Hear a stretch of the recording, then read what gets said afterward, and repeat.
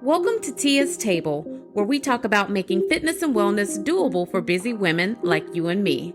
Looking for healthy meal ideas, workout motivation, and good conversation? Don't worry, I got you, girl. Sit back, grab a snack, and let's have some girl talk. Hey girl, hey, welcome back to another episode of Tia's Table. I'm Tia, a certified group fitness instructor and nutrition coach.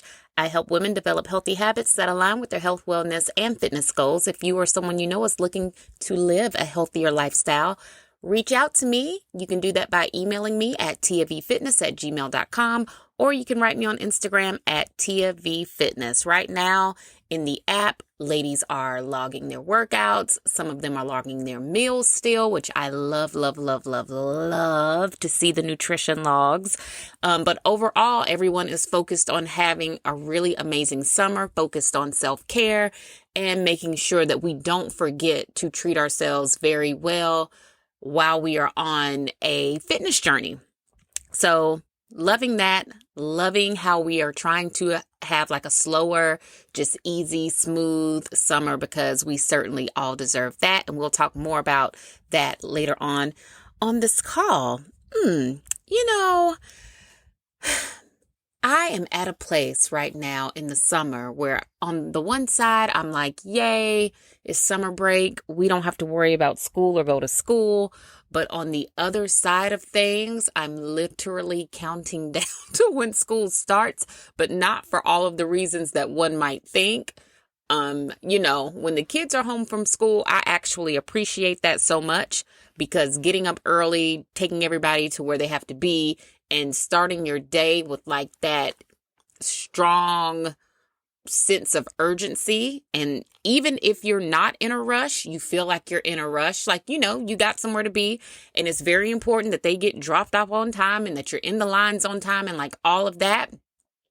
And if I told you what the first day of school was for my children, you would understand why I'm starting to have like mixed feelings about the summer, because I really do feel like on the one hand, yay, it's summer. Let's enjoy it. Let's live it up and all the things. On the other hand, I'm like, oh my gosh, I can't believe summer is literally almost over. It's a very mixed bag of tricks.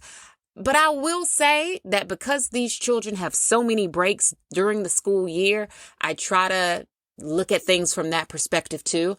I'm like, Tia, you just have to make it 6 weeks at a time. Every 6 weeks, your children will be out of school and you will get a break every 6 weeks. So try to think of it in that way and not necessarily start to feel sad about being on the other side of summer already.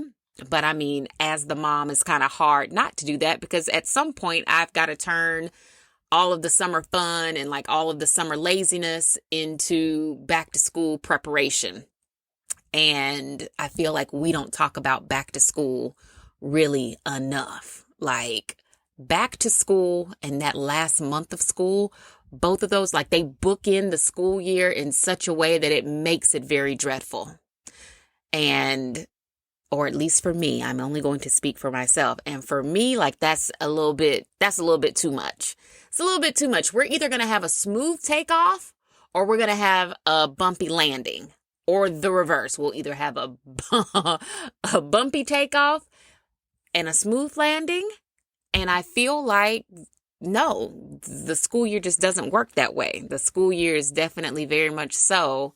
The very first month of school, your kids need a million different things. You buy all those things. You never see those things again.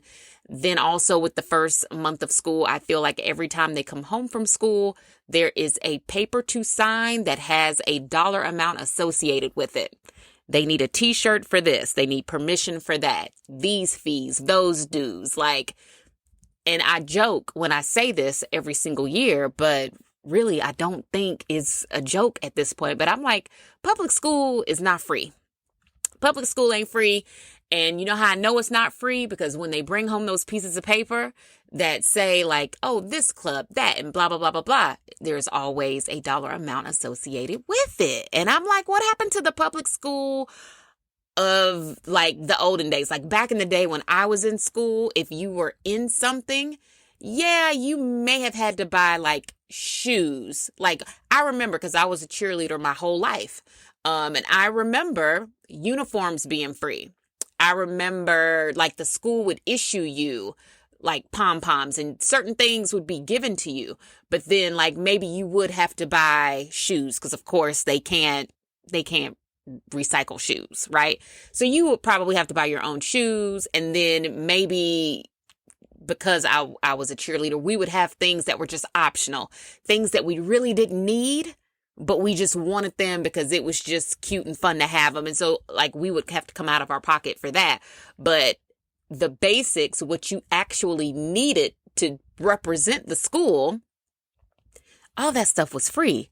Not anymore. Not anymore. Not anymore. So I'm starting to try to wrap my head around the fact that when school starts back sooner than what I would like, I'm going to have 3 different children at 3 different schools, elementary, middle school, and high school, with 3 different drop-off times and 3 different pickup times. And someone would say to me, oh, we'll make one of them ride the bus to ease your load. And to that, I would say, because I do have a child who has unique needs and he will never ride the school bus, I kind of feel like it's not fair to put the other children through all of that. And for what it's worth, the school buses here have some drama. Like sometimes they run late. Sometimes they don't have a driver. So, like it's not as reliable as you would want it to be as a parent. So I'm starting to have those like back to school feels and I'm really trying to fight them. But, you know, it kind of just is what it is. But in fighting those feelings, I have been focused on self-care and I've been sharing a self-care journey each day on the website. If you go to tiavfitness.com and you click on the blog, you'll see every day I've been, do we want to say journaling, recapping, whatever, each day to share how I show up for myself with different forms of self-care. And some of the self-care is not maybe what people would have thought it is. That's the feedback that I'm getting, that like, oh, Tia, your self-care is like not mani-pedis and like massages and all of that. And I'm like, well, no, those absolutely are forms of self-care. But for someone who I feel I am, someone who does just better. Like I'm a better person when I don't have a looming list of things to do and I'm actually able to relax and enjoy and be in the moment of the more fun, typical self-care things when that looming list of things to do isn't hovering like in the back of my mind. I feel as if getting things done for me, it helps my mental when I'm like, things are done. So like yesterday for self-care, I cleaned out a closet and I talked about this on like several podcast episodes ago before I think the kids got out of school. So if you go back to like an episode in either April or May, I talk about the fact that yes, when the kids get out of school, and I think I tried to do it before they got out of school, but I ran out of time because there were a million end of school year events that I had to be present for. So yesterday I cleaned out the closet in my youngest child's room and I helped him clean up his actual room. Now, the closet in his room happens to be the closet above the garage. So it's like a huge walk-in closet, right? When we initially moved into this house, as people tend to do, when you have things that you just don't know where they are going to go, you just put them in a closet and you shut the door. And because when we moved into this house, he was not even in kindergarten yet. He was like still in preschool. I was like, oh, he doesn't even need that big closet. So we'll put luggage in there. We'll put comforters that like I switched the stuff out seasonally. So I'm like, we'll let this be like a comforter closet. We'll have luggage in there. It'll be random things in there. Okay, well then of course the child started receiving toys. Like at Christmas time, he would get toys, or his birthday, he would get things, whatever. And so then his life actually started to accumulate possessions. And then now he needs his closet. Like he'll be 10 in November. And I'm like, okay, I gotta relinquish this closet and give it back to you because every time I come into your room, it looks as if the ghost of Christmas past has literally thrown up in here and like I can't have it. And also because you're always on FaceTime or something virtual with your friends and y'all are playing video games and all of that. I don't want anybody else's parent to walk by a screen and see your room and think that that is any indication of what the rest of this house looks like. God forbid. And while I should not care about what other people think, sometimes I'm like, nah, I can't go out like that, right? We just can't. So we got to clean this up. So I spent the entire day yesterday cleaning out that closet, making piles for Goodwill, making piles for like nieces and nephews who I think might enjoy some of these toys. Just organizing, purging, cleaning up, whatever. And then once I was done doing that, that literally took me all day, by the way. Like I got up yesterday morning, I went for my walk, I immediately came back inside, went into that closet, started cleaning up. And I stopped at 4:00 when my phone sent me the notification that like, oh, your Pilates class starts in 1 hour. Then I stopped, which luckily for me, I was done. Like the Goodwill pile was made. The stuff that needed to go to the basement, like the luggage, some of the comforter sets, all that stuff, I took it down to the basement. And today, all I have to do is load up the Goodwill stuff to my car, and we are going to take it over there and make our donation. And I'm so excited to do that because it gives me one less thing to think about, you know? And that really does feel like self-care to me.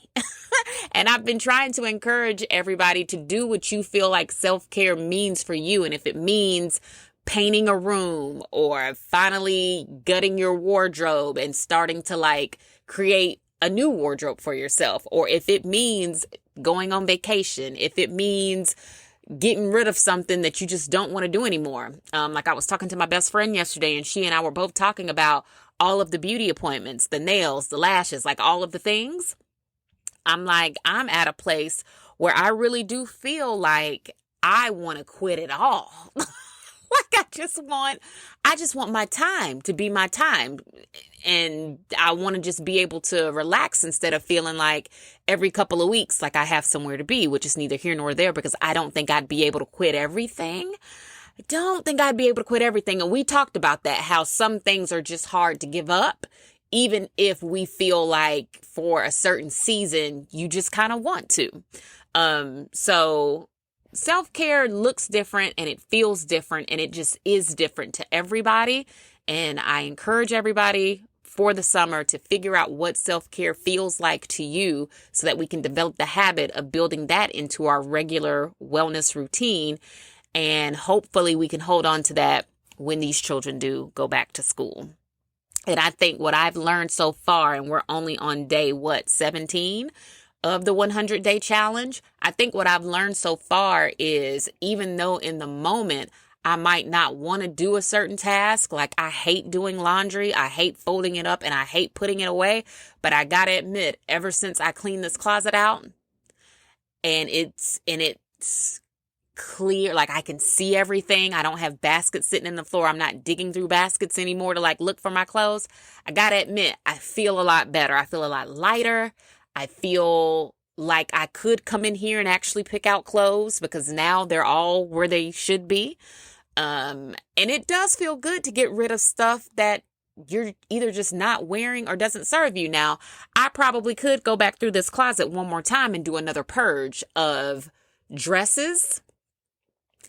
But the thing with that is for me is that, but when you do need one, I don't want to always have to go buy something just, like in the spur of the moment. I don't even make good decisions like that in the spur of the moment. So for me, I'm like, some of this stuff, even though I don't wear it all the time, or I might not have worn it in like a year or whatever, I'm going to hold on to it and keep it so that when I do need it, it's like I do have one. And I think maybe that's what a capsule wardrobe is supposed to kind of be about, having at least a couple options when you do need them. And then you just switch up the accessories and all of the things. I'm learning, I'm evolving and I'm growing up. And while I'm on this 100-day self-care journey, I feel as if I will continue to learn about all of the things I need to do to stay in a lighter, happier place. And so in saying that, let's talk about something else that definitely made me happy over the weekend. And then we're going to get into like the real reason that I called you today. I had the opportunity to eat a couple sandwiches this weekend. And so this is what's on Tia's table right now, or it was last weekend, and it just did me so good. I'm like, oh, I have to come to them and share this, because every now and again, a girl just needs a sandwich. We had my son's 12th birthday on Saturday. And, you know, as you do, you ask the child, well, what do you want to do for your birthday? Do you want a party? Do you want this? Do you want that? My son was like, nope, I want to go to the store and I want to get some more. He collects Beyblades.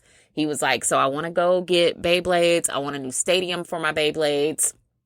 And then I want to go to Outback and I want to get a cheeseburger. And, you know, as a mom, I'm like, that is quite possibly the easiest birthday for me to execute. So absolutely, yes, we're going to go do this. So we get to Outback, and the kids and their father are huge Outback fans. Our first date actually was to an Outback, if that is any indication of how much my husband loves that place. And he has passed that love right along to his children. I think I kind of tolerate Outback. You know, when it's my turn to pick where we eat, do I pick Outback? Absolutely not. But I gotta say, when I do find myself at Outback, I'm always surprised at how like good it is, right? So we go, they have a new sandwich on the menu. And I'm like, oh, okay, well, you know, I'm going to treat myself today. My form of self-care is going to be eating whatever I would like and not feeling like I got to get a salad or something grilled and green. So I order I want to say it might have been called the Outback Steak Sammy, or like the Steak Sammy, something like that. But it came on really good bread, and I can't really think of what kind of bread it was in this moment. But it's steak, it's arugula, there was some type of aioli on it. I think they had tomatoes on it, grilled onions were on it. And when I mean to tell y'all, that sandwich was good. That sandwich was so good that I said to myself, duly noted, I have got to figure out how to make this at home so that I can cut the calories, right? I already know I make a pretty good focaccia bread. So I know I can make good bread, right? And I know I can make good steak. So that's 2 out of the things. I got to figure out how to make a really delicious aioli. And then the rest of this was what? Grilled onions, arugula, and a tomato. I'm like, this is something that I can make at home and enjoy it over and over and over again without having to come into Outback. Y'all, that sandwich was good. And I don't know if it's on the menu everywhere, like, because again, like, I'm not into the Outback multiverse of it all to know. But if you live close to an Outback and you find yourself saying like, ooh, I could really go for like a sandwich that's hot, right? It kind of gives sub, but it's not a sub, and it's not a cheeseburger or anything like that. It does not give Philly cheesesteak or anything like that. This is a straight up steak sandwich. If you're in the mood for it, girl, go on over there, either sit down and let them like serve it to you, or girl, get it to go. Do a drive up, pick up, whatever.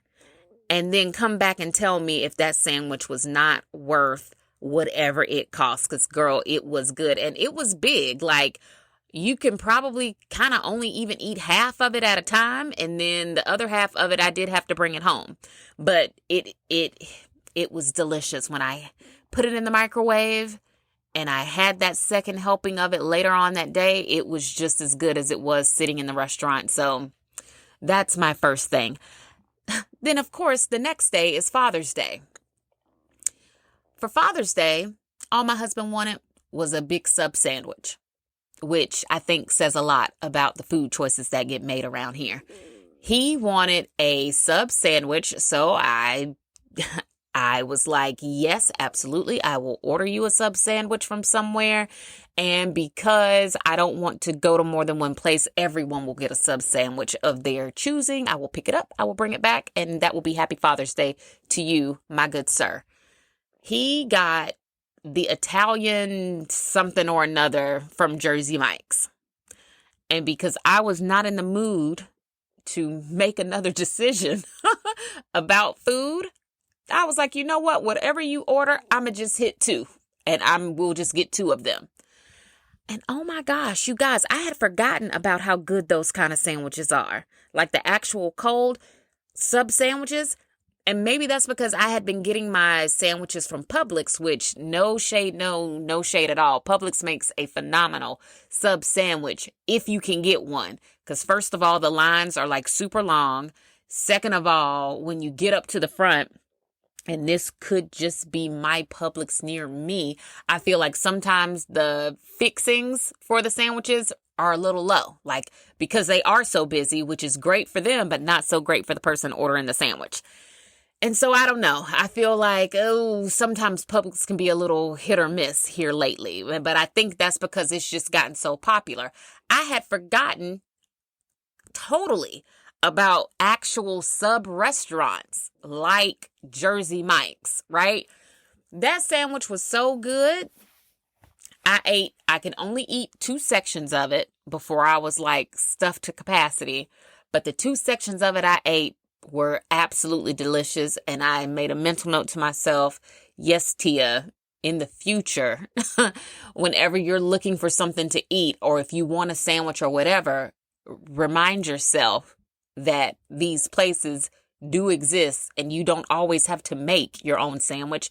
You can go anywhere and like pick it up, and it doesn't have to be Publix, because that sandwich too was pretty incredible. Would I ever think of making a sandwich like that at home? No, probably not. Like at home, I try to stick to like the grilled chicken, tuna, things that are pretty easy and quick, like the steak sandwich, because that's like one ingredient.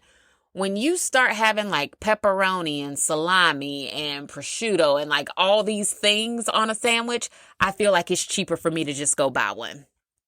Because why am I going to buy 8 million ingredients for something that I'm probably going to eat one time? And now I have all these things, which I guess saying it out loud, I could make a charcuterie board out of the remaining things. But even so, once I get a taste for something and I actually feed that craving, I really don't desire it again. So yeah, stuff would just go to waste. It's much better for me to just buy these little one-off things. So that sandwich was good too. And I can't remember what it was called, but it's the Italian sub at Jersey Mike's. We got it the way they do it. I think they call it like Mike's Way or whatever. And girl, it was good. I did add the hot peppers to mine because a hot pepper has never done me dirty. So it was like spicy, very savory, very salty, just all together. So yummy and delicious. So it's summertime, girl. At some point before the weather changes again, treat yourself to a sub and come back and tell me if it did not hit the way that it used to when we were younger. And Subway used to have those $5 footlongs. While I would not recommend going to Subway specifically, I do recommend the sub sandwich as a meal idea while the weather is hot. Okay, let's chat about some of the fitness trends that I have noticed coming across my timeline quite frequently here lately. And I think people in general are very interested in a lot of these things, but they really don't know if they need them. Do they work? Is it worth the money? Like, whatever. And for some of them, I would say it kind of just depends on you, right? And it depends on what you're already doing. It depends on your chemical makeup in some aspects. So, you know, it's always worth it to do a little bit of the research before picking a new like fitness trend to try. Luckily for you, since we're friends, I have done some of the research for you, and I'm about to tell you a little bit about all of these trends, and we'll talk about if they are a good fit for any of us. Let's start out with the ever so popular at the moment weighted walking vest. Now, back in the day, and when I say back in the day, I mean a long time ago, before I ever had children, I probably was in my 20s. If y'all remember the company Danskin, Danskin, they used to sell fitness things, right? And I bought a weighted belt, like a weighted walking belt, back when Danskin used to sell those kind of things. And I remember using my weighted walking belt, but to be honest, since that was probably a good 20 years ago, and back then I wasn't even tracking or logging anything. I was just doing stuff just to do it, right? But I still have that weighted walking. I still have that weighted walking vest. Not weighted walking vest. It's a weighted walking belt. I still have it, but I haven't really used it in forever because it's kind of like, I don't know. But with the resurgence of the weighted walking vest, it has made me think about that and how trends just come right back around. Like everything old is new again.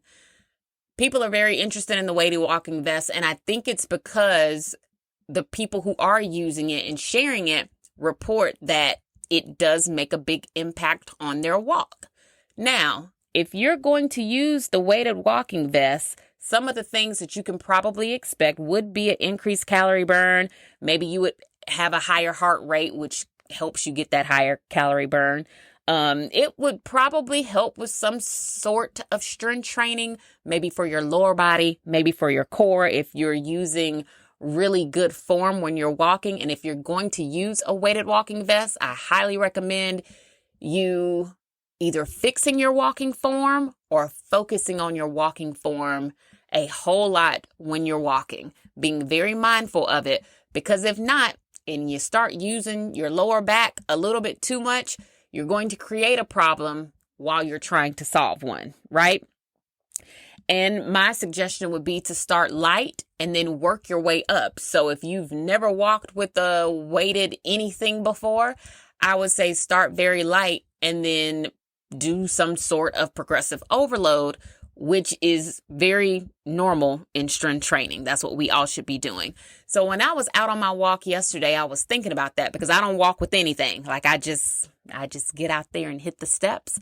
But I was thinking about how people walk with the weighted walking vest. And I said to myself, well, you know what? A good place to start, like if I were going to get one of those, I would probably start with walking with weighted wrist weights, like as I walked.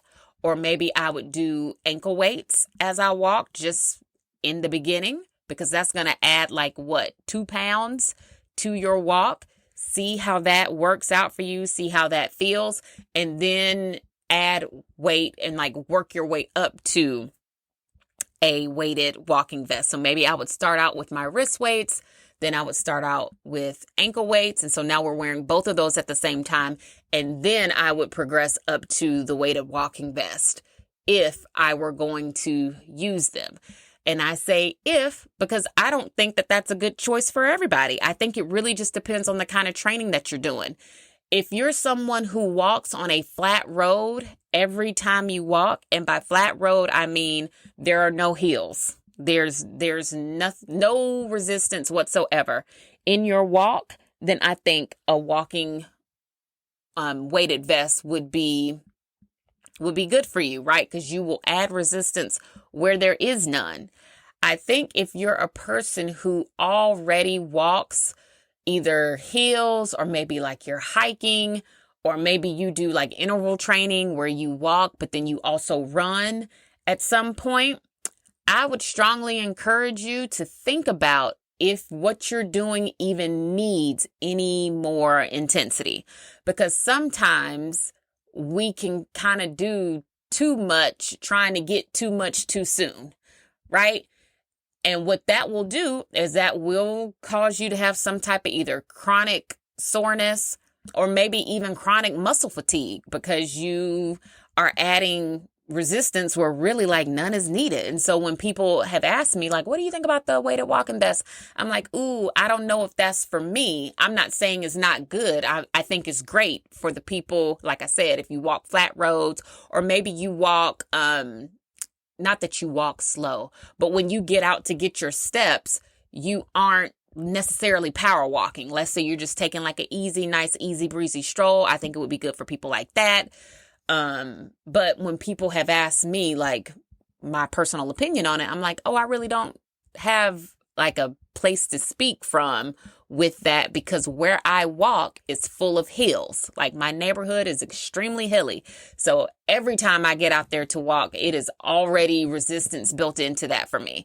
And now that it's actually hot outside, the heat combined with the hills, no, I can't do it. Like I wouldn't do it. To myself, like at all. And because sometimes when I'm outside, if the spirit moves me, I will start running. Like halfway through my walk, I'll be like, oh, you know what? I love this song, or I feel really good. So like now I'm gonna run. Right. So I think the weighted walking vest is a very good piece of fitness equipment to have on hand.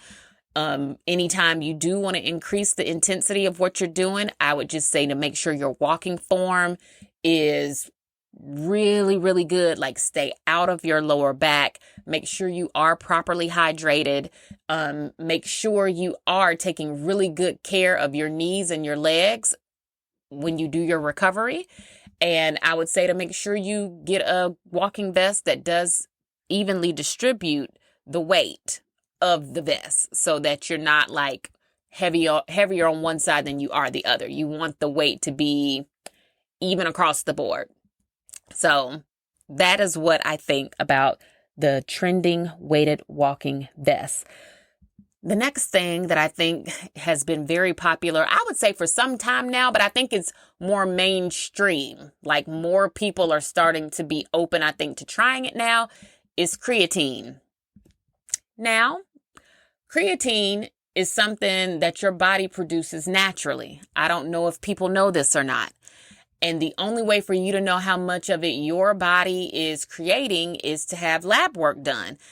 And when you go to the doctor the next time and you're, giving your blood for your annual appointment, ask if creatine is something that they're running in your lab report. And if they are not running it, ask them to add that in to your testing.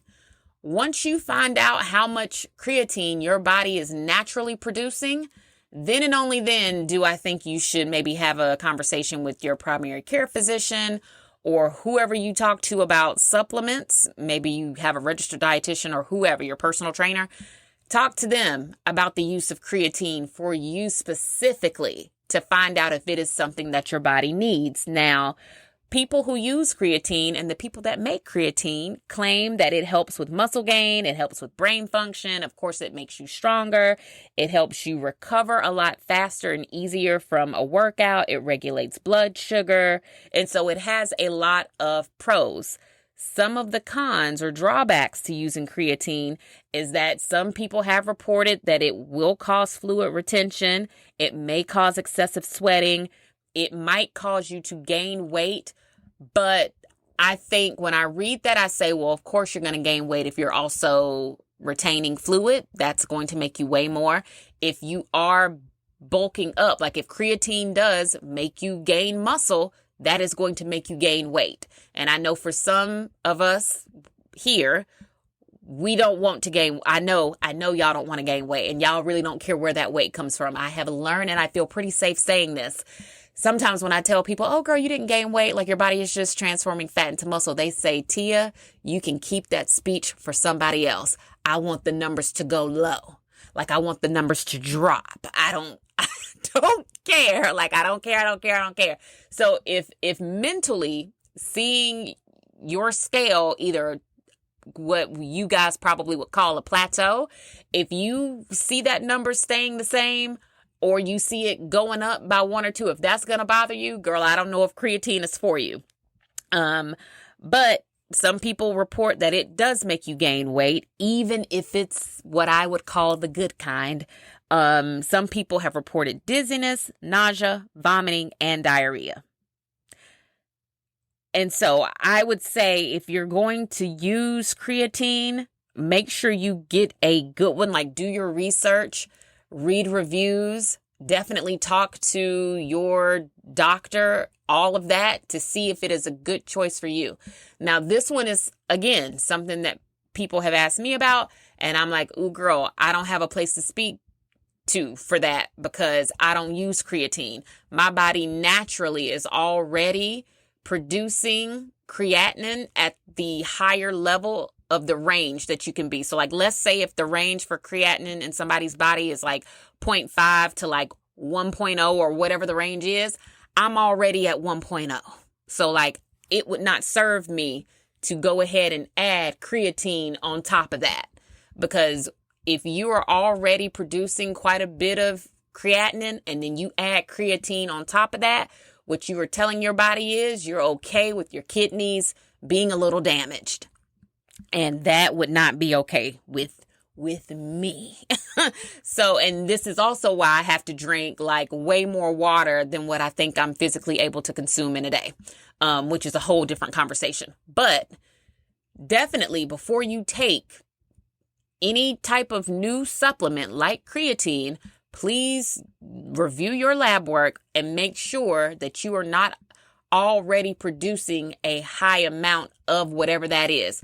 That is going to go for any supplement, vitamin D, B12, calcium, like all these things that people take. I always strongly encourage everybody, girl, like review your labs and make sure your body isn't already getting enough of that before you start putting more of that into your system, because too much of anything at some point may not be that good for you, or it might impact something else going on in your body in a way that's not all that great. So we got to be careful with the stuff we like put into our bodies. And so if you're going to do it, and I hate that I side like that because somebody is going to take that side as she doesn't think this is a good idea. But when I only side because I'm like, we just have to be careful with the stuff that we put into our bodies. So if you're going to do it, look for a reputable one, read the reviews, and please absolutely consult your healthcare provider before you start taking anything that is new. So that's what's going on with creatine. Now, who might creatine be good for? Creatine might be good for somebody who feels like they are already super consistent with working out. They feel like they are properly hydrated every day. They have looked at their labs and they know that their creatinine is in a normal range. Maybe it's even functioning closer to the lower end of the range. So you have the space to add something new. Maybe you feel like you strength train, but you're not really seeing any muscle development necessarily. Maybe you are someone who does have a hard time recovering after lots and lots of strength workouts. And maybe that's why you don't strength train the way that you would like to, because you feel like the recovery just isn't there. Like you don't recover fast enough to work out multiple times out of the week. For people like that, I would say definitely look into it and see if it could be a good fit for you. However, if you are somebody who puts on muscle very easily, if you feel like your body retains water very easily, if you feel like you have adverse reactions to strong supplements or stimulants, meaning like you get an upset stomach pretty easily, or your blood sugar doesn't regulate itself, or it doesn't respond very well to like spikes or lows because of stuff that you're taking, not because you are diabetic, but because of things that you eat or consume, then I would say maybe it's not for you, but maybe it is for you if you feel like you're perfectly fine, you work out all the time, but you would just kind of like to boost those efforts. So if anybody actually starts a creatine journey, please message me. Or if you have experience with creatine, if it's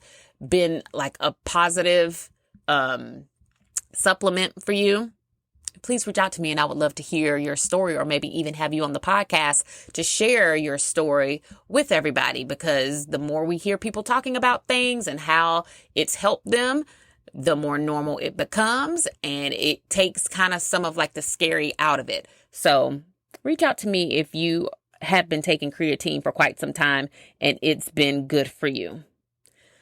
Something else that we see a lot online are the ever-present run clubs. And now I live in the Atlanta metro area, so there are lots of run clubs out there, lots of them. I think run clubs are great for people who like community. I think they're great for people who want to get cardio in, but you might have some feelings about being out there alone. Maybe they're like for safety reasons, you would prefer to be in a group, but you just don't know anybody that walks or runs or whatever. So it's a good safety measure to be a part of a run club. I think run clubs can be great for the accountability and the motivation that they offer. But my thing with run clubs have always been the whole, and it's kind of like what I said about public school before. It's kind of like I'm paying you money to run where I could potentially be running for free. Where I could potentially be running for free. So I guess I'm paying for the community. Like you're paying for like that social aspect of it. But even with that, I'm like, is the run club broken up into sections? And someone can educate me on this too, because I am not a member of a run club. And I know somebody is thinking, well, damn girl, you're sharing all these trends and you don't participate in any of them. And that is because I know what works for me and what does not. So there's that. But I'm like, okay, so when you're in a run club, is it broken up by pace? Like, do people in this pace range, do y'all run together? Or like, how is it? Is it set up like a Peachtree Road race, I would say, where you get there and there are different groups together, but we're all running the same route. But they kind of break it up so that the faster people, I think, are in the front. And as you move through the groups, the paces eventually get to the group where it's just straight up like people walking. Is that how a run club is broken up? Because if it's not, and we just meet and we all just take off running together, then that would concern me. Number one, for injuries, because I'm like, if I'm not as fast, or if I'm just not there yet, like I haven't grown to that point in my run journey, that would concern me. Just like the injury of it all, shin splints, trying to keep up, all of that, ankle soreness, knee soreness. Because when you are trying to keep up with someone else, your form is going to suffer. Like you're going to lose form the second you start trying to do too much. And that's with any kind of workout. But when I think about run clubs, I do think about the fastest person compared to the slowest person. And how are those two people running together? I don't know. So that's one part of the run club thing that I don't get. And then I guess the other part to that is when you join a run club, even though the motivation and I think the accountability is definitely there, I do think about the scheduling of it and how that works. I would assume most run clubs are probably meeting on days where they know people will be free, like maybe a Saturday morning or a Sunday morning, or maybe it's in the evenings after people have gotten off of work. But, you know, what I also kind of don't necessarily love about that is that now it's forcing me to, even though I'm still getting my workout done, and at the end of the day, that's all that matters. I think what I love about doing something like that just kind of on my own is making it work for me long term. Because if I'm not going to be in this run club forever, even if I develop the habit of doing cardio, right? Because you can certainly develop the habit of doing cardio. If I don't figure out or ever learn how to do it on my own, or if I don't ever figure out how to make these runs or these walks happen like on my own, with my own schedule, with the life I'm living, I don't know if it's necessarily promoting like lifelong habits of getting that type of workout in. But I do see the positive of it. Like I see where it can be good. And you know what I think as I'm talking to you? I think that while I do feel like that, I think a run club is like a good extra. I think a run club is kind of like the icing on your fitness cake. Like it shouldn't be your main thing. When you think about getting your cardio in, your cardio shouldn't be centered from, and it shouldn't only come from Run Club. Your cardio should be based on you, your everyday life, and when you can actually do it. And then as like a nice little, like a little extra, you are also a member of this Run Club. And you get together with them and you run or walk or whatever. In addition to, it is supplemental to your already pretty solid, complete fitness routine. That's what I think about run clubs. But I will also say, I feel like I don't know if people should be paying for that. Like, why can't we just get together with our friends and run and walk for free? And someone will say to me, well, Tia, my friends don't run and walk. And then I would say, well, girl, you got to find some friends that, have the fitness thing in common. Like, I know I get together whenever we can. I get together and we walk. I don't know if y'all listen to Kat Branch's podcast. Her podcast is called Killing Me Softly. But me and Kat will get together and we'll have us a good old walk somewhere. And it's lovely. And then we get like a coffee or whatever. And then we just sit and chat. And it's amazing. So you don't necessarily have to have like a gaggle of girls to do this. You could literally have just one friend that you like walk and talk with. And it's so enjoyable. And it's great to do that like once or twice a month, in addition to what me and Kat already do for working out. Kat is a morning workout girly. Kat is going to get that workout in at the crack of dawn. When I wake up in the morning, Kat has already worked out. I am a make it work kind of workout girly. So I might work out in the morning if that's what works for me that day. Some days I don't get to work out until the evening because that's what worked for me. So, find you some friends with fitness in common and y'all just walk together and do that for free. I guess I really can't wrap my head around the cost that's associated with the club. Because I'm not really sure what you're getting for that other than just not having to walk or run alone, which is something I feel like you can get for free. Yeah. So, someone reach out to me if I'm completely wrong about that. But in my gut, I kind of feel like that one is going to be a hard one to convince me that I'm not right about. Next up is wearable tech like heart rate monitors, Apple Watches, Garmin, Fitbits. They have technology in your shoes now, Strava apps, like anything that is going to log your workout and give you the stats on it. That stuff is very popular right now. Extremely popular. What I love about it is that it does kind of automatically log everything you've done during your workout, so you can see yourself grow by the numbers. And you know what they say about numbers, like, girl, they don't lie. Now, but while they don't lie, some of them just don't tell the truth as well as the others. And I actually talked to a friend about this yesterday. We talked about the fact that if you work out using Peloton and an Apple Watch, then you already know Peloton is never going to give you what your Apple Watch gave you. And when it does happen, it is rare. So, for example, I might do a bike ride or I might walk or do whatever. My Apple Watch is always going to give me more credit for that workout than Peloton does. My watch might say, ooh, girl, you burned 300 calories doing that. Peloton might be like, ooh, girl, you burned 200. You burned 200. Why don't you go ahead and do another class? And I don't know if the Peloton software, their algorithm, whatever you want to call it, I don't know if it's set up for that reason. Like it doesn't give you too much credit for your workouts because they want to keep you working out. They want to keep you logged into the system. And if you feel like you only burned like 150 calories doing something, then you'll say to yourself, well, let me do something else because I need to burn X amount of calories, right? When I track my workouts doing my Apple Watch or using the Apple Watch, I just get a better burn. Now, of course, we know all of this stuff has a margin of error. None of it is 100% accurate. We're just kind of basing things off of like an estimated guess, right? For the most part. But even if it's an estimated guess, I'm always going to go with the higher one. I'm always going to go with the one that gave me a stronger output.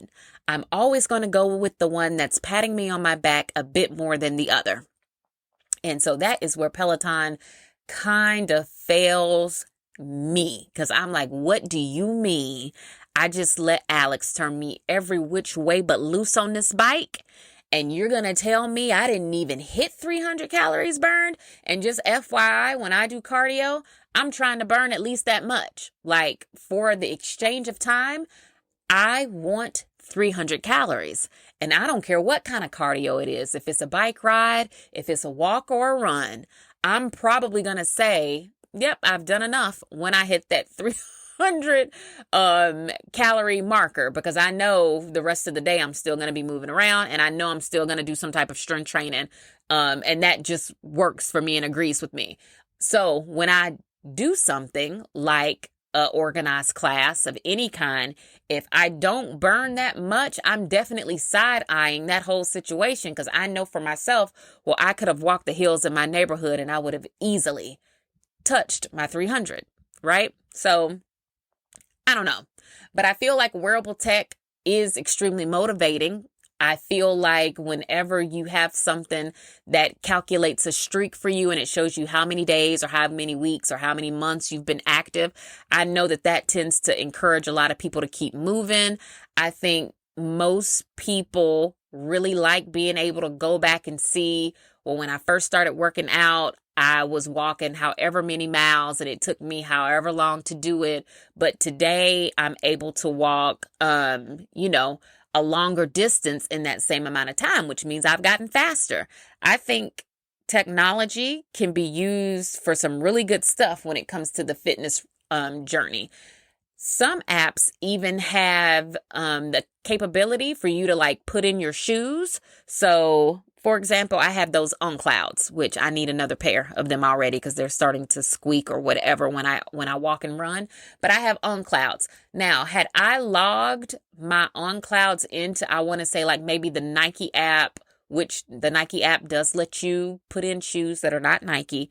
But let's say you tell any of these apps, if they have the shoe feature on there, what shoes you're wearing. And let's say it's the first day that you've ever like worked out in these shoes. Do you know these apps these days will log and track your runs and your walks for you? And when you hit a certain mileage in those shoes, the apps will say to you like, girl, those shoes have taken all they could take. You need to go buy some new shoes. Even if your shoes still look good, even if the bottom of them hasn't necessarily worn out all the way, which my shoes be worn out. By the time it's time for me to get new shoes, the bottom of my shoes absolutely look like it. That's why I know it's time for me to go get another pair of shoes, because those shoes are starting to squeak. And the first time that I noticed they were squeaking, I flipped them over and I said, oh, yeah, well, yeah, looks like I need another pair of shoes like already. But the apps definitely help you log and track that and keep up with that. And I think that that's a pretty cool feature, because if you are doing a lot of cardio, you want to have footwear that can stand up to whatever it is you're doing on a regular basis. And so for me, I know now that I'm not running like all the time, and I'm definitely not running like long distances anymore. When I do go to buy new shoes, which I'll probably do in August once my kids go back to school. But I know when I go back to buy shoes this next time, I'm going to get a pair of walkers. I'm not going to get shoes that are designed for running. I'm going to get shoes that are designed for walking, because that is what I do most of the time. And I'll buy a separate pair of shoes for running, so that when I do feel like the spirit might move me to run, I'll have shoes that, have a lot of mileage and cushioning in them for the impact of running, which it should not have taken me that long to kind of come to that realization for myself. But as a person who has always done like run walks or walk runs, I've kind of not been able to pin down for myself if having two separate pairs of shoes would have been worth it, because I never know what I'm going to do once I get out there. But now that I've definitely become more of a walker, I'm like, yeah, you need to buy straight up walking shoes and then buy some running shoes just to have for the couple of times a week where you might feel like running is something that you need to do.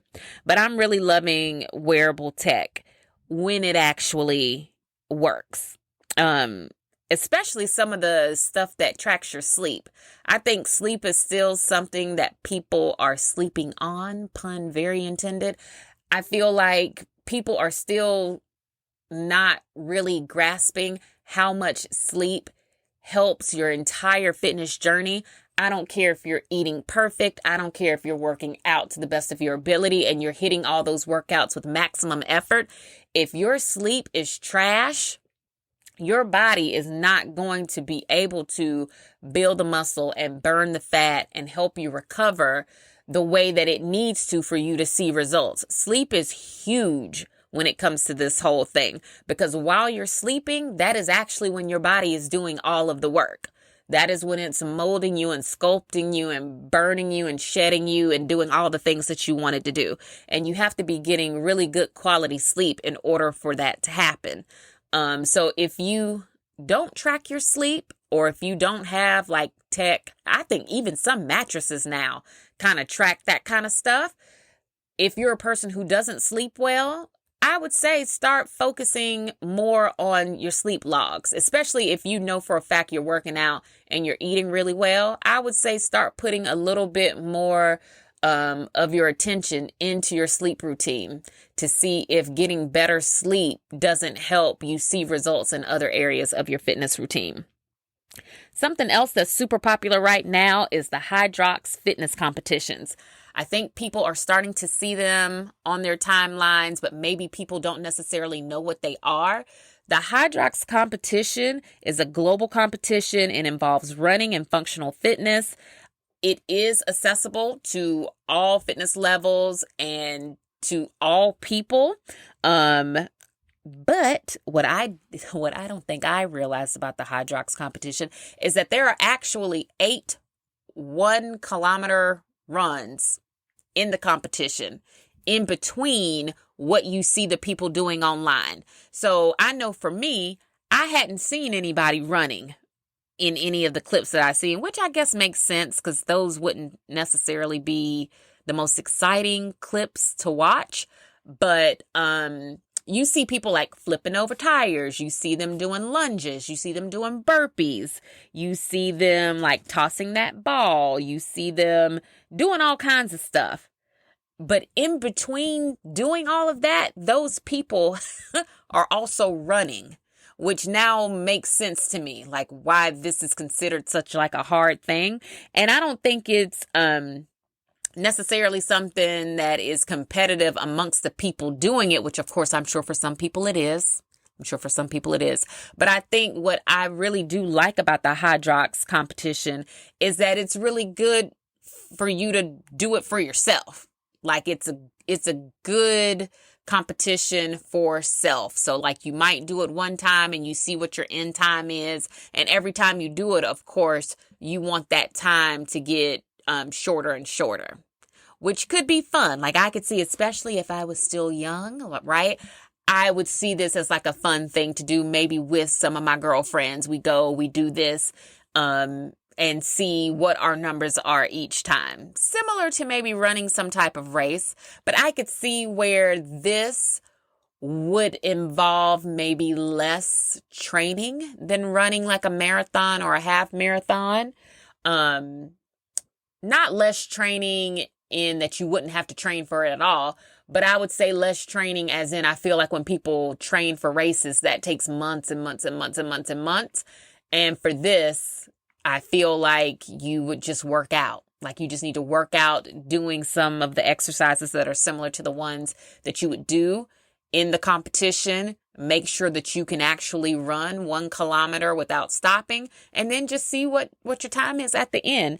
I don't see many drawbacks to doing this. Because no matter your fitness level, the main thing is finishing. And as long as you finish, that is success. So I think those are pretty exciting. Would I do a Hydrox competition? Maybe.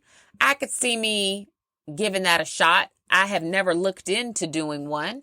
So I don't know anything about that process. I don't know anything about signing up. I don't know how much it costs. I could actually look that up, though, since we're talking about it. I know Tunde and was it Robin from Peloton? They recently completed one. And they, obviously they did like a great job in it. In the clips that I saw, they seem to have like a great time doing it. But let's see, accept all the cookies. I don't know what that ever means. When I click on that, I just say yes to giving the cookies away on everybody's website. Okay, so some of these locations are pretty amazing. So the next one is in Asia. They've got one in Sydney, Australia, Cape Town, Abu Dhabi, and it's Hyrox, not Hydrox. I think I wrote down Hydrox. They've got one in New Delhi, Hong Kong, Beijing, Perth, Acapulco, Rome, Toronto. Do they have one in the States? Paris, Birmingham. That's Alabama in October. So let's see. Wait, but I bet you this is not the Birmingham I'm thinking that it is. It doesn't matter because the race is sold out. But let's just see what the cost would have been for it. And this is me assuming that they mean Birmingham, Alabama, but I'm pretty sure it's not. So there's also that. Let's do Birmingham one night only. Oh yeah, this is for sure overseas because it's in pounds. No, give me something that we would actually do. I'm not going overseas for this kind of torture. Regions, let's change it. Yes, my goodness. Here we are, the United States. Okay, here we go. And the United States does not have anything up here. Get your tickets now. Let's see. Yeah, so I guess they don't have any in the U.S. scheduled. I guess all of whatever they had, they just had it. And I can't remember if that was in New York or Miami. Let's just say cost. I'm going to just Google it. Cost of High Rocks. Okay. It says High Rocks event can get super expensive with registration fees often more than $100 to $200. It's basically paying a premium for a glorified gym workout with extra running. This is what James Pendergrass, an online coach, said on Instagram. It was the first thing that populated when I typed that into Google. What are the people on Reddit saying? They've been preparing for High Rocks, but the fees keep on increasing. Ooh. Well, I don't like that. But you know what? To me, $100 to $200 is not a lot. Like, that's not bad for something like that. Especially if you're a fitness enthusiast and fitness is like your hobby. That isn't a lot to me. We definitely paid about that much to run the Peachtree Road Race. With that fee, though, we got, you get the shirt after you run. I think we got a tank top before we even ran that nobody seemed to have on or wear, but, we got one. Of course, you get your badge for the day of the race. And maybe we got something else. I can't really remember, but I think we paid that much, the both of us, like me and my husband together. I want to say the Peachtree Road Race was $200 and something. And then, of course, you still had to pay for parking when you got down there. So I don't think that that's an unreasonable fee for what the competition is, as long as you're not having to travel for it. And for me, I'm not going to travel for that. like it wouldn't mean that much to me to like pay travel expenses to do that. But for people who are into it at that level, I commend you, number one. And number two, yay for that, because it sounds like they only do it in certain areas anyway. And I think when it was here, I want to say it was either New York or Miami, or maybe it was both. But then I feel like I did see people in Atlanta doing it too. Maybe those people traveled, or maybe they had one in Atlanta. I don't know. But I'll start following High Rocks on Instagram so we can stay up to date on where they are, when they're going to be there, what is the real cost, and what are the people actually getting for the fee. Because I think this could be like a fun thing for you to like push yourself or just try it out if you wanted to. Okay, so the last thing that was on my list of things to talk about is the resurgence of cottage cheese. Cottage cheese is everywhere as a protein. People are mixing it into everything. They're adding it into everything. They're literally just eating it. And I cannot just imagine that I'm going to scoop up cottage cheese on nothing and just eat it. I don't care if it's a cracker. I don't care if it's bread. I don't care what you add to it. I think somebody was putting pineapples in it. Like, ooh, no, I don't need the protein that bad. Personally, I don't want it if that's what I got to do to get it. I did, however, see a lady making little breakfast casseroles, like for her meal prep. She had these tiny glass containers, and she had whisked in the cottage cheese into her eggs. And then she had like different veggies in these little casseroles. And she baked them in the oven. And when I saw that, I said, now, you know what? I could kind of get behind that, because I'm pretty sure that makes the eggs fluffier. It makes that whole meal more filling. And I'm pretty sure you can't detect the cottage cheese in that. Like, you wouldn't be able to like get any of that texture in a meal like that. So it made me look into cottage cheese just a little bit to see why people are so in love with it, and to see if it's something that we should be trying in our eggs in the morning. Okay, so cottage cheese is high in protein, it's high in calcium. It does help to regulate your blood sugar. There are claims that it helps with weight management. It does seem to have a positive impact on your gut health, which I'm all for that. So that's where they got me. It has claims that it helps with energy production, your metabolism, and your nerve function. And of course, it's low in calories, which people love anything that's low in calories but high in protein. I said that I would try it in a frittata, because that's something I can make one time and I can eat it all week for breakfast. I can get like a slice of it and eat it with like a slice of toast or something like that. And I'm not really eating oatmeal right now because it's so hot. So I'm like, okay, when we get back from our vacation, I'm going to try making a frittata with cottage cheese, see how it turns out, see what the flavor is like, see if the texture is pleasing. And just have it for breakfast, and I'll report back on my findings. If I find that it is delicious and it helps me get in extra protein, then I will pass that information along. I probably won't be trying any of the other things people have been doing with cottage cheese, just because it doesn't even really look that good. I'm not going to hold you. But it getting mixed into eggs, I can get behind that. I think anytime you're able to eat something that does help you get in more protein, that doesn't necessarily increase your caloric intake, that's always a good thing. So I don't see any problem with the whole cottage cheese trend right now, because I know how important protein is to all of the goals that we have and everything that we discuss here. So I will try that and I will report back. Now, for the workout report, I'm still doing the same thing. You know, I watched a video that Kev on Stage posted not too long ago where he talked about how consistency was so boring.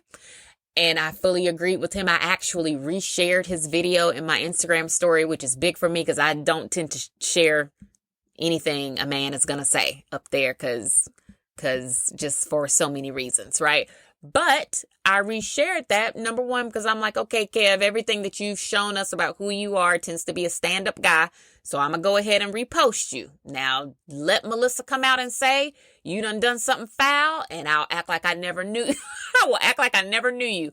But I reposted it because I'm like, yes, people need to hear about how boring consistency is. Like, it's not the most fun thing, which is why at some point while you are on your fitness journey, it does start to feel kind of like a chore, which means at some point you're going to have to stop chasing weight loss and results, and you're going to have to start chasing something else, which is why I like sprinkling in the fact that at some point you got to become a fitness enthusiast. Like, you have to look for things that keep it fun and that keep it interesting, whether that's cooking new meals and trying new things in your nutrition, or if it's doing something like signing up for a High Rocks global fitness competition and trying something new like that, or training to run a race, or you're going to have to find new ways to make it exciting for you, because at the baseline of it all, the consistency is boring, especially once you find out what works for you and you just start copying and pasting that into the majority of your days. It's not as fun as we would probably want it to be, or even need it to be, for us to look forward to doing it every day. And I really appreciated his take on that, because Kev is at the beginning of his own fitness journey. And I think it has dawned on him that, like, oh, this kind of sucks a little bit. It kind of sucks a little bit, but he likes his results. And I think that's what's keeping him motivated to like stay in it. But then, of course, he was also talking about consistency as it relates to like a professional journey as well, and about how he had been creating videos and doing videos after video after video. And it, at some point, it does just gets boring, because you're just cranking out content, waiting for, something to pop, right? And I also felt like the professional perspective of that was very helpful for me.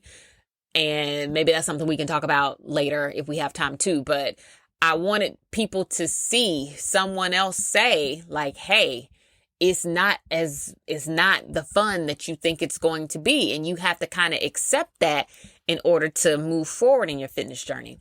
And I say all of that to say that is exactly where I am. I do the same stuff every day. I walk, I go to Pilates, I eat what I'm supposed to, and that's it. So it's really not so much of a workout report to report. I will say, though, that I have been taking the level 2 classes every Monday. Those are some serious workouts.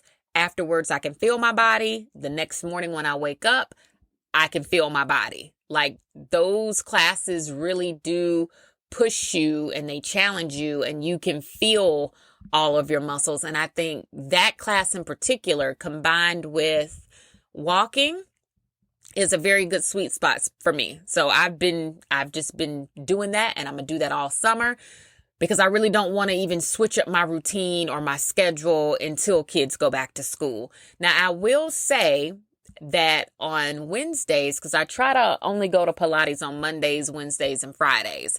And even some Fridays are optional based on what they have on the schedule. So, for example, Wednesday when I go to class, I do believe that is a reformer class as well. Let me double check. And I want to say it's a 1.5 class for me on Wednesday. Yes. Tomorrow night, I take a 1.5 class, and I have been enjoying the reformer classes a little bit more than some of the other classes on the schedule recently, mainly because the suspend class, which is the class with the TRX cables, in the beginning, when the studio first opened, that class was pretty intense. Like, it was a good full body workout. Lately, over the past couple of weeks, I don't know if the studio has gotten like an influx of new people, and I know and understand that when that happens, they have to adjust the workout to fit the majority of the people in the room. But as a customer, I'm like, okay, well, if I blocked out this time and I was expecting a certain level of a workout, and then I come to class and that workout doesn't meet my expectations for what I thought I was going to get that day, I leave that class and that block of time trying to figure out in my mind if I have more time to block out for a real workout. Because I'm like, it takes me 20 to 25 minutes to drive over to the Pilates studio, right? So that's basically an hour in travel time.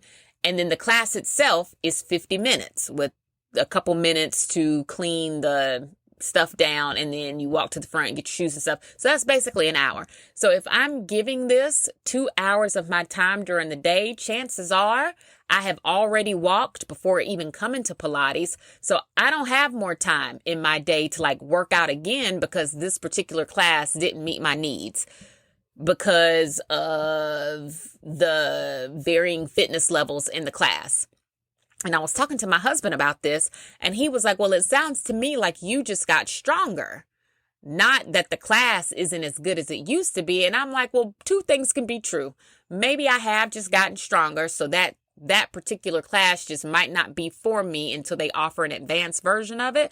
But I'm like, but also, based on the stuff that we're actually doing in class, like the class is just not as hard as it used to be. Like, even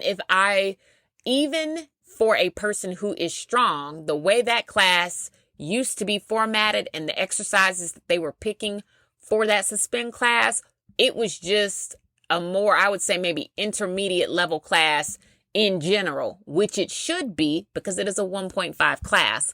When the classes get to a point where they're 1.5 on the schedule, but then you show up and they end up changing it to a 1.0 class, that doesn't really help the person that's actually probably a level 2 person. And it ends up like kind of robbing you of your workout time, if that's the time that you blocked out to work out. And that's kind of where I am with Pilates right now. It's kind of like I either need to take the level 2 classes, which are only offered when they're offered, and I can't always make it when they're offered.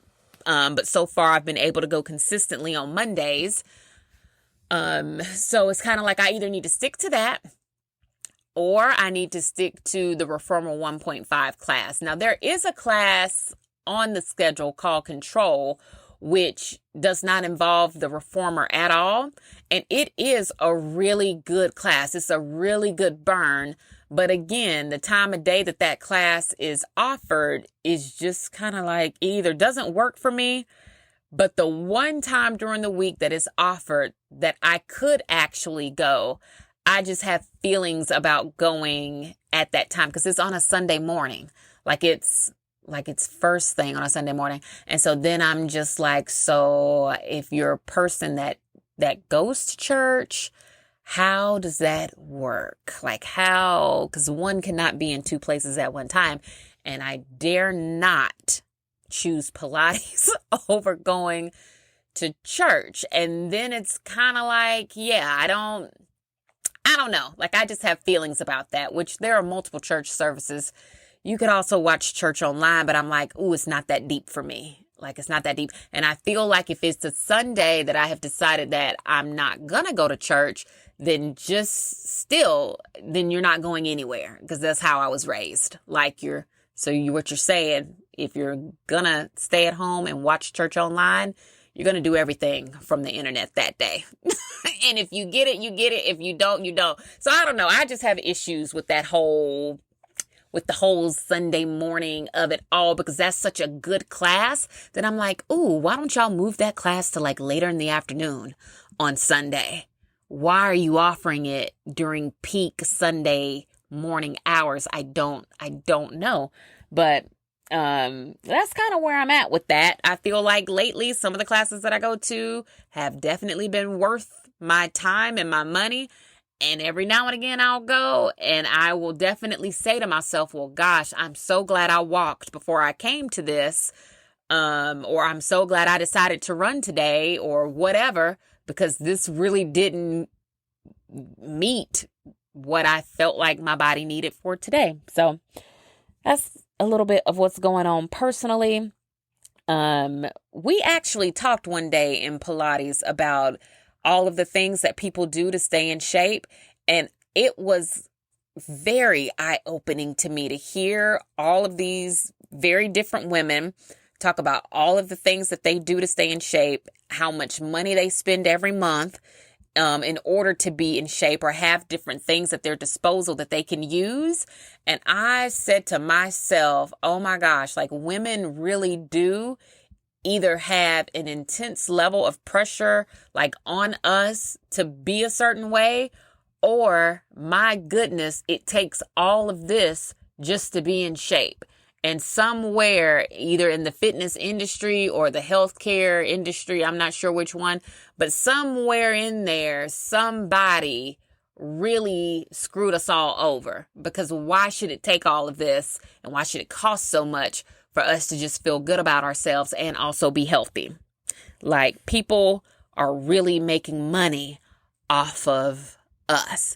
And it was a lot of women in that class that said, oh yeah, I pay for so-and-so, but I don't even have time to go. I just keep my membership so that when I do eventually have time to go, on the off chance that I have the time, it's there for me. And I'm like, yeah. And even the woman that owns the Pilates studio, she was teaching class that day. And she was like, basically, she was like, y'all are throwing away a lot of money. I need to figure out how to open more businesses so y'all can keep giving me your money. And then I was sitting there on my little reformer thinking to myself, not too much, sis, because you're getting enough money from everybody in this room. But yeah, but if you were to open like a sauna studio that was connected to this, or if you put a sauna in the back, absolutely, I think you probably could make some money off of that, because people do really want to work out and they want to have gym memberships and Pilates classes and yoga classes, and they want to have all these things at their disposal, but they also want the recovery aspect of things too. And a lot of people said they had a membership to like a massage studio, or they do have a membership over at the sauna studio. People are paying for a lot of things, and it just blows my mind that that is what it takes just to be here where we are. And that is not lost on me. But yeah, let's talk about some of the random and relatable things that I have either been watching or that I have seen come across my timeline first, because I didn't write it down, but I also don't want to forget. This morning when I woke up, I watched a documentary called Trainwreck, and it is about the mayor of Toronto. He has since passed away, but they told the story of how he became the mayor, his time as mayor, and like the scandals that he was involved in. And then at the end, when you find out that this man is no longer living, you sit there and say to yourself, well, what was the point of y'all dragging him for the past hour? He's not alive anymore. Why didn't y'all tell the story when he was alive? And I guess if you live in Toronto, then you knew about this when it was happening. But I want to say his name was Rob Ford, and he had a brother whose name was Doug Ford. And like the Ford family was a from nothing to something family in Toronto. So they didn't have much when the family, was like a young family, but the father really worked hard. He opened a printing company. They became multimillionaires. His kids got involved in politics, and they became like a well-known family in Toronto. Rob eventually becomes the mayor, and after he becomes the mayor, like it tends to happen when you are a politician, they pull out, if it's dirt that can be found on you, somebody's going to find it, and now it's public knowledge. And Rob, not that he had any of the dirt like our current president has, so it was not like Rob was getting accused of sexual assault or anything like that, but Rob did have a drug problem. Rob had a drug problem, and really his drug problem did not even impact his job. Now that I'm sitting here thinking about it, that man cleaned up the city. He was out helping small businesses. Like, he showed up one day to pick up lunch for himself. The deli owner was like swamped that day, and he was getting takeout calls that needed to be delivered, but he was the only one at work. And as the sitting mayor of Toronto, he said to the deli shop owner, oh, let me make your deliveries for you, and that way you can keep helping the people who are walking in ordering their lunch. And he did. He delivered the deli sandwich orders for that small business. So I really kind of didn't appreciate this documentary, only because I'm like, okay, if he was addicted to drugs or he had a drug problem and he did go to rehab for them, I really don't understand why y'all are dragging him. I guess because, of course, when you are a political figure and you're the leader of a major city like Toronto, of course, we would appreciate it if you were not addicted to cocaine. But since there is video of you using drugs, of course, it has to be addressed. But they kind of played him like it was impacting him as a mayor. Like he didn't, thinking back on that documentary, he really helped those people. He never did anybody wrong. They just found out one thing bad about him from his past and held on to it. And they chewed on that rag until there was nothing left. And I think they did kind of end up finding out that maybe he was still dabbling in cocaine here and there. But again, it wasn't like it's not like the city suffered because of it. But he ultimately did end up going to rehab. But then fast forward, he goes to the doctor, finds out that he has a malignant tumor, and he ended up passing away of cancer. And so then at the end of the documentary, they are asking these people, well, what is his legacy? Because I guess there were mixed feelings about him. And there was one person that said something kind of sideways about him. But really everybody else, either they were kind of indifferent, meh, or people said nothing but positive things. And I'm just like, well, you can't please everybody. Should he have been using drugs? No, I feel like we all know that that's a very fast road to deterioration of your body. But on the other hand, did he do anything to you? No, he didn't. And so I kind of feel like the documentary was out of pocket and they could have just kept his story to themselves in Toronto. It didn't need to be on Netflix, but it was an interesting story nonetheless. I have also watched the Astroworld documentary, and it kind of chronicles the Houston Festival starring the rapper Travis. What's his name? You know, he's got a baby with Kylie Jenner. Him. What is his name? Travis what? I don't know. But y'all know who I'm talking about. He has that song with SZA. Him. Well, he apparently used to throw a multi-day music festival in Houston that was super popular for the kids there. And one year, very recently, 8 people died at that music festival. And people were trying to figure out who was to blame for all these people dying. And when you watch the documentary, they walk you exactly through how it happened. For the most part, number one, they sold too many tickets. One. Number two, there was no tight security border around the festival. So the day of the festival, thousands of people basically got into it for free. And the space just wasn't big enough to accommodate all those people. So people got crushed, people could not breathe, and people died. And so people were trying to figure out who is at fault for that. Some of the victims' families feel like it was Travis's fault, like Travis should have stopped the show. The experts that they had weigh in on the documentary were basically like the artist or the performer does not have the permission to shut down a show. That permission has to come from one of the engineers or somebody from the production company. I can't remember what those people's titles were, but there are only 2 people who can okay a show getting shut down. And once that decision was finally made, they I guess told him in his earbuds to kind of stop the show, ended, and he did once they told him to. But leading up to them telling him that, they were kind of going back and forth about it with the police department. And in my opinion, that falls on the production company. I don't think an artist that's on a stage looking out at thousands and thousands and thousands of people can see past a certain point. There's no way for him to know that in the back of that crowd, people might be getting crushed. People that were at the concert, though, say that they were yelling and screaming help and screaming for him to stop the show.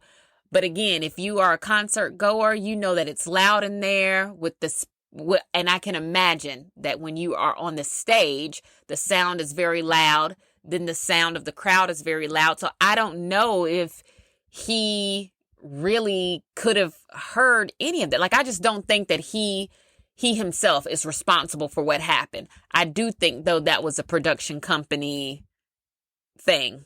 And I want to say Live Nation did settle with all of the families at the end of all of that. But that was super interesting, too. I had written down that we were going to talk about my son's birthday and Father's Day, but we kind of already touched on that. Both days were fabulous, very low key, low maintenance. I love the fact that I have such a low maintenance family. I really do. And I would like to think that that is how I have raised all of them. I have raised all of them to, like, do what you want to do, ask for exactly what you want. And whatever you ask for, that is what I'm going to make happen for you. But let's just try to keep it as chill as possible. And I feel like that's exactly what they do. So both days were really great. I think I have narrowed down just a little bit. We're going to switch topics now and talk about Beyonce.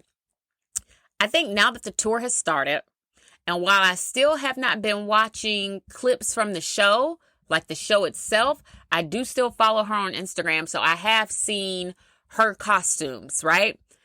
And if she shares a clip of her performing, I just scroll right past it. You see how easy that is to not watch it and not engage with something? You just scroll right past it.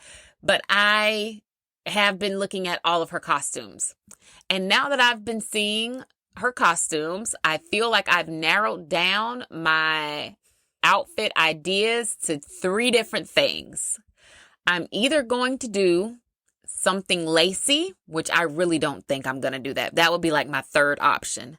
I'm really leaning towards something lacy, or I'm leaning towards something denim with like a top, right? And I would say tied for number 2, I'm leaning towards like a one-piece, like leotard type situation with boots and with like a coat. And I know my show is in July here in Atlanta, and I know that would be so extra. But I also feel like, when else am I going to be able to wear like my leopard coat with a cowboy hat, with boots, with a leotard? When else? If not now, then when, right? And because my husband is coming with me, when I get ready to take that coat off, I'll have somebody to give it to. So there's that. So I'm leaning towards that. And then I think what I'm going to end up wearing, I don't know, is a outfit that pays homage to an old outfit that Beyonce wore a very long time ago, because I found it online and I'm like, ooh, I could get that and that would be cute. But, make it Western and make it fit for the Cowboy Carter concert. And it would be very simple. It would be very easy. It would be very cool. Like, I wouldn't have to worry about getting hot. And I feel like that might be the way for me to go, because truly, I really, like, deep down in my spirit, I still feel the same way. It's like, I don't want to really spend hundreds of dollars on an outfit for this show. And pretty much all of the outfit ideas that I have, I would get to use things that I already own. And I would only be buying like maybe one piece or two. And all of the things that I would end up buying are very inexpensive. So I feel comfortable with that. But I'm excited nonetheless. I think avoiding spoilers for this show has been good to me, but I do enjoy seeing her costumes. And I would have to say that I am so glad that I have come down off of what my initial outfit idea for this show was, which was like chaps. Like, I was going to get chaps, and like I was going to go all out with like a jacket and chaps and the hat and like boom, boom, boom, boom, boom. I was going to do it, but then I said, Tia, you are not Beyonce. And I know it's the fun of it all, but I'm like, but Tia, you are not performing. You are literally walking from wherever you park your car to Mercedes-Benz Stadium. And once you get inside the stadium, sure, before the show starts, people are buzzing around and people are sharing outfits, and it's fun to see like the fashion show of it all. But once those lights go down, which is pretty soon after you get in there, because honey, she starts the show on time. As soon as it gets dark, she pops out. I'm like, once the show starts, no, why do I need to be dressed up? Why do I need to be dressed up at that level? And it's kind of like, oh girl, you don't have to be dressed up at that level. So let's keep all things into perspective. And I feel like I'm very happy with the outfit choices that I have in front of me now. I just have to keep narrowing it down until my show in July. And, something else that I did watch that I don't want to forget to talk about is the Ocean Gate. Y'all remember the submarine that imploded? It's 2 different documentaries about that right now. One of them is on Netflix. One of them is on HBO Max. Both of them are good. They're very different. They talk about it. The end result of both documentaries is the same, but the tone of the documentaries is different enough that I highly recommend you watching both of them. And basically what it all comes down to is them people knew that thing was going to blow up before they went down there. Like, that man had been advised. It had been recommended to him that he not do this. People told him that thing was faulty. People told him it wasn't a good idea. Like, he had been advised. People quit their jobs because they just couldn't get behind him and what he was doing anymore because they knew it wasn't going to work. I feel so bad for the young teenager that was on that thing with his daddy, because I know that probably wasn't much of his choice to be there with his parent. But for everybody else that was on that submarine, I'm like, y'all knew better. Why did you get on there? Like, why? You knew it was going to implode. You knew that vehicle could not make it all the way to the Titanic without there being a strong chance that it was going to explode. Now, in the trial runs that they had of the submarine, I think maybe it had made it to the Titanic maybe a couple times, but not without it cracking. So they were really blessed. And that's why I say some people don't listen to the whispers enough for me. Because the first time I was on that thing, if I made it down to see the Titanic and I saw it, which they did, and I heard that thing cracking, like the carbon hull or whatever that thing is that was supposed to be so special about that submarine, if I heard it cracking, like it started popping, and that was the indicator that this is about to go left for y'all. You need to come back up to the surface. If I heard it doing that, I would count my blessings and say, thank you, Lord, for allowing me to see the Titanic at the bottom of the ocean. I would go back up to surface, and you would be hard pressed to see me in that thing again, trying to go that low into the water. And I think the Titanic is 2 miles below surface, but I want to say it's like 4,000 meters or something like that. And the submarine would start cracking and popping at like 3,800 and 3,900 meters. So it was truly the grace of God that they got to see it the couple of times that they did. And then, of course, we know the last time that they tried to go do it, it exploded. And I would like to believe that's because it had already been through those trial runs. And so it was a delicate vehicle at that point. It wasn't even at its strongest or its newest. And yeah, it's a crazy story, but I highly recommend people watching both documentaries, because I'm like, my gosh, your ego will do it to you every time. It will do it to you every time, thinking that no one can tell you anything and you're smarter than everybody. Pride goeth before the fall, does it not? So please watch that if you have time, or if you're interested in documentaries. We are taking our annual family beach trip pretty soon here. I have not started preparing for that, which, as I say that out loud, feels like a misstep on my behalf. However, in my defense, I have been cleaning up so that when we come back home, the house is clean. I haven't really been packing for anything because I feel like at this point, We know where we're going. We know what we're going to do. I already know what we need. I have pulled the boys' swim suits and I've had them try stuff on to see what still fits and what does not fit. I feel like I don't need to really plan anything for myself. I'm going to take swimsuits for each day that we're going to be there. I'm going to take shorts, and that's pretty much going to be my uniform. And yeah, that's it. I feel like this is the easiest trip to kind of prepare for, so I don't need to prepare for it much. I just need to fill in the gaps for the boys. I already got my daughter swimsuits. She has tried all of them on. She's cute as a button in all of them, and she loves all of them. So that is a huge sigh of relief for me. She already has pretty much everything she needs, I think. And honestly, when we go places as a family, I'm like, as long as she's happy, because she is about to be 15. So I'm like, as long as she's happy, and I feel like as long as I'm happy, I just fill in the blanks for the boys and we just keep it pushing, because they are not the most difficult. Like, when I mean to tell you they don't care, which one of them just turned 12 Saturday and my other son is 9. So I'm like, they're not even at that place yet where they know to even care about the specifics of it all. They're just like, give me some swim trunks, make sure I have my Crocs, make sure I have like some pretty cool t-shirts to wear or whatever. Feed me on a regular basis, and this is going to be a pleasant trip for all of us. So I'm excited, and I'm kind of loving the fact that now when we go places, it's really not that much prep. I would almost argue that it's more work when I go somewhere by myself.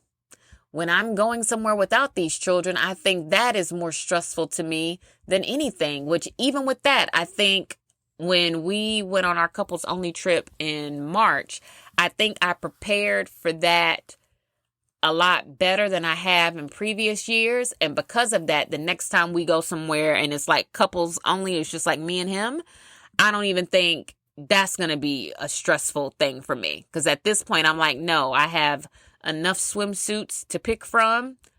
Pack the swimsuits, pack the stuff you already have, literally get my lashes done. And even for hair appointments moving forward, I think I'm at a place now where I don't even want 8 million braids anymore. And I'm going to have to really think about that the next time I go to like a destination that is focused and centered a lot around humidity and water. Because I'm like, on the one hand, I don't think I want to have to take out braids when I get back from a trip. But between now and whenever that happens, I'll have to think long and hard about what that means, like in terms of hairstyles. And I have plenty of time to do that. I'm not going anywhere on my own anytime soon. For this upcoming beach trip with the family, I normally wear a hat while we're there to protect myself from the sun. So even that is easy peasy. And I'm very excited about taking them on their kids' vacation. Very excited. I love the beach that we go to. I love where we stay. It's going to be very relaxing. I love all the restaurants that are there. And I feel like I know at this point, you know, when I'm going to like indulge and eat whatever I want, and when it's kind of like, ooh, girl, you know, whatever. What I did learn this past weekend from birthday and Father's Day, though, is that I don't think my stomach likes being pushed past the limit anymore. Remember how you used to be able to just eat until you were like stuffed to capacity and it didn't faze you?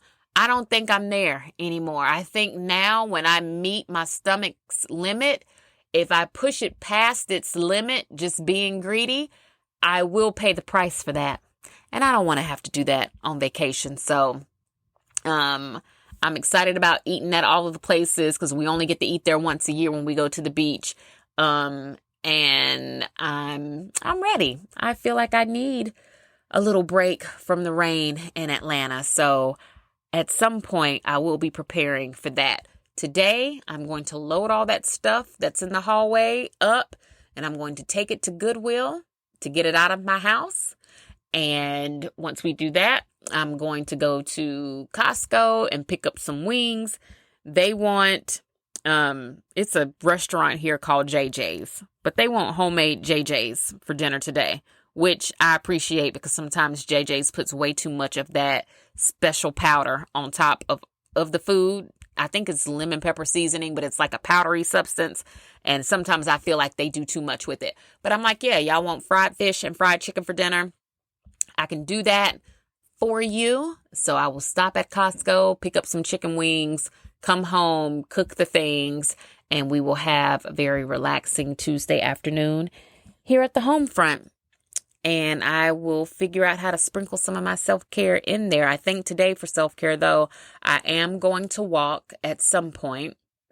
And I really, really want to, which taking that stuff to Goodwill, believe it or not, is self-care for me. Because like, again, I say I don't want to look at a whole lot of clutter and mess. So it's got to go. I cleaned the closet out yesterday, so today the stuff has got to get out of here. And it's not going to ride around in my car for 6 months because I can't do that either. So that's going to happen. And I do think going for a walk later on tonight when it's like it's cool would be very nice. And I would really love to then come inside and like do a real bath, like in the tub. And I'm going to see if I can make that happen for me tonight. I should be able to. There's no reason as to why that shouldn't happen. So, yay. I think that's it, girl, because it's 12 o'clock. We have been talking now for an hour and 45 minutes. Can you even believe it? Can you even believe it? Don't forget to check me out daily on my website, tfvfitness.com, for my daily self-care recaps. I know it seems like, child, you do the same stuff every day, but isn't that not what consistency is, right? It's doing the same thing every day because it is what works for you. So let's get into it. But there will be a couple of surprises sprinkled in there really soon. So I'm excited to share those. Follow me on Instagram at tfvfitness. Make sure you sign up for the newsletter so that when it returns, you will be on the list. I do find it kind of difficult to do the digital magazine and update the website every day. Like, girl, I can't do everything. But like a friend of mine did, she reminded me of this the other day, that, maybe the more often you do these things, the more seamless the process will become. And to that, I say, you know what, girl, you are not wrong. You are actually very right. So I'm going to keep working on the whole online presence and pushing out content too. Remember, when you're out, compliment a woman, say something nice to her, make her day. Don't compete, don't compare, don't complain. What God has for you is for you, and never knock another woman's hustle. I will talk to you again real soon, girl. I hope you have an amazing day full of self-care that feels right for you. Love you, girl. Bye.